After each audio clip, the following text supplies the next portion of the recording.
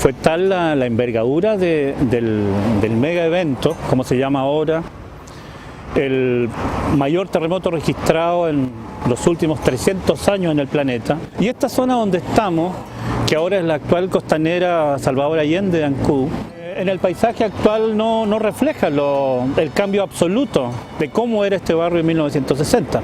Porque si no tuviéramos las imágenes, las fotografías de época que lo respaldan, nadie nos podría creer hoy que este era un barrio palafítico, compacto, de construcciones de madera, que desde del muelle actual hasta el barrio que ahora se conoce como Fátima, aproximadamente eran entre 400 a 500 palafitos en edificios continuos de autoconstrucción estética y arquitectónicamente muy hermoso. No había antecedentes en la población que aquí se asentó hasta 1960 que hiciera pensar que el evento, tanto el terremoto como el tsunami que vino posteriormente, iba a destruirlo completamente. Cuando empieza el terremoto, más o menos 3, 5 de la tarde, nos encontramos sentados, llamémosle la galería o balcón, como le decían algunos, y se empezó a mover tan fuerte que empezamos a bajar y nos acercamos a las barandas que habían a la orilla del estadio, que como que demarcaba donde tú no podías pasar. Entonces, una vez que empezó eso, era tan fuerte que por lo menos mi persona me dediqué a mirar el cerro Millantú donde se ubica la Virgen, y veía que la Virgen se balanceaba hacia adelante, hacia atrás, cuando de improviso así se desplomaron los muros perimetrales del estadio, que eran de cemento, de bloques. Entonces el muro que da a calle Freire y al que da a la calle al cementerio, que es la calle Augusto Riffer, se desplomaron. Y el pueblo se empieza a ver como tapado de polvo, porque de tanto se sacudía, se empieza a levantar un polvo y empieza a formarse una nube gris que opaca el día. Una vez pasados estos hechos y veíamos que el estadio se elevaba como olas de mar así, la cancha, y nadie se podía sostener en pie, nosotros con don Emilio afirmábamos en las barandas. Una vez que pasó logramos salir corriendo, y eso que el caballero tenía sus años en Emilio, como que a mí me costaba alcanzarlo, es decir, era tanta la desesperación que uno no sabía qué hacer. Y pasamos corriendo por los patios internos de la escuela industrial, que hoy día es el Instituto Politécnico. Se cayeron unos cercos y logramos pasar por esos lados sin salir a la calle. Y de ahí tomamos la calle Freire y por Gamboa nos fuimos hacia la plaza.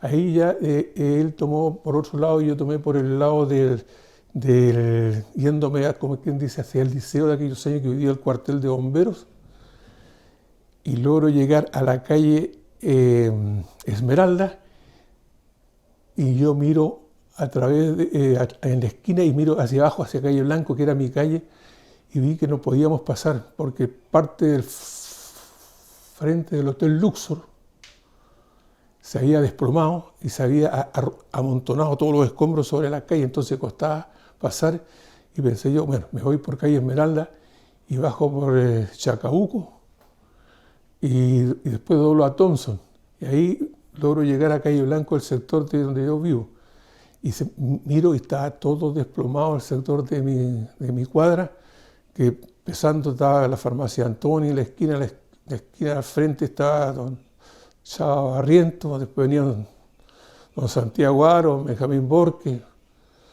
después la casa de nosotros que estaba desplomada, al frente de don Carlos Soto, se cayó todo el frente de la casa, doña Ana Borque, que su casa, que era la farmacia Borque, se desplomó y se encontraba en malas condiciones. Y ahí lo que más me recuerdo, y ahí logro llegar a la casa y veo que estaba por lo menos mi papá, mi mamá y mi hermana. El terremoto y maremoto del 22 de mayo de 1960. El día 22 de mayo de 1960, a las 15:11 de la tarde, se produjo el terremoto de mayor registro instrumental del mundo. Fueron 9.5 grados en la escala de Mercalli, la magnitud del sismo que remeció desde la octava región hasta la península de Taitao en la región de Aysén. Este megaevento sísmico, que se conoce en la historia como Terremoto de Valdivia, no tiene precedentes en la historia de la humanidad. Sin embargo, los efectos que causó en todo el sur de Chile y particularmente en el archipiélago de Chiloé fueron devastadores. Miles de muertos y desaparecidos, casas y construcciones destruidas, cambios violentos en la geografía, fueron partes de sus efectos, donde, según la opinión de muchos investigadores, las ciudades más destruidas fueron Valdivia, Ancud y Castro en la provincia de Chiloé. El movimiento generó un gran maremoto que arrasó las costas del centro-sur chileno, llegando incluso a Japón y Hawái, sin previo aviso unas 10 horas después de producido el gran movimiento, que tuvo una duración, según los expertos, superior a los 10 minutos. La magnitud del evento sísmico en la ciudad de Castro se puede leer en el siguiente documento histórico, correspondiente al libro de novedades de la Segunda Compañía de Bomberos de Castro, Bomba Chiloé, España.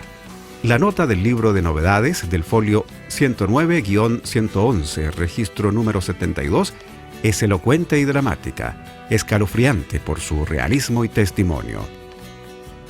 Castro, mayo 22 de 1960.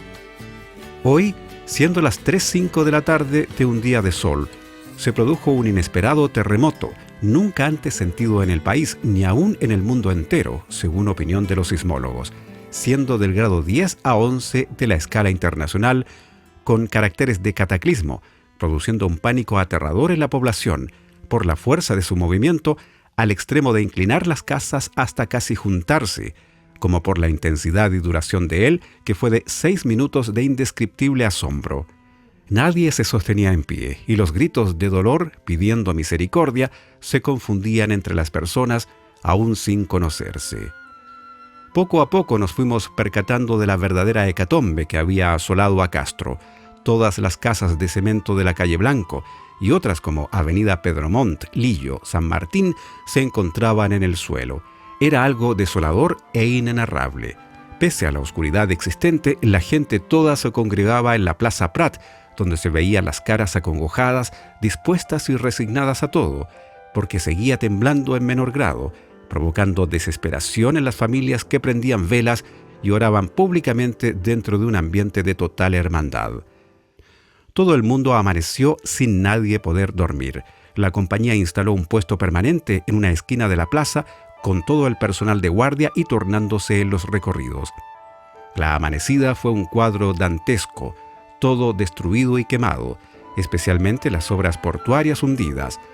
Las gentes se abrazaban llorando y nosotros hacíamos el papel de cuidadores con nuestro material, aunque deteriorado, pero extendido en precaución. Ante tan tremenda desgracia, se ordenó al cuerpo de bomberos la guardia permanente del voluntariado recorriendo la ciudad por turnos.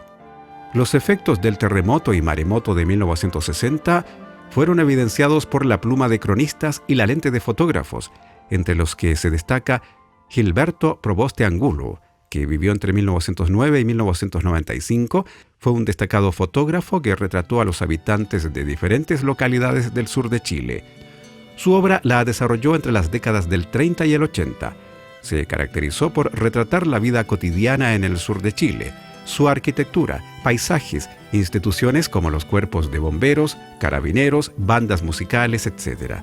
Igualmente su lente captó ceremonias religiosas, festividades y desastres naturales, como el ocurrido el 22 de mayo de 1960.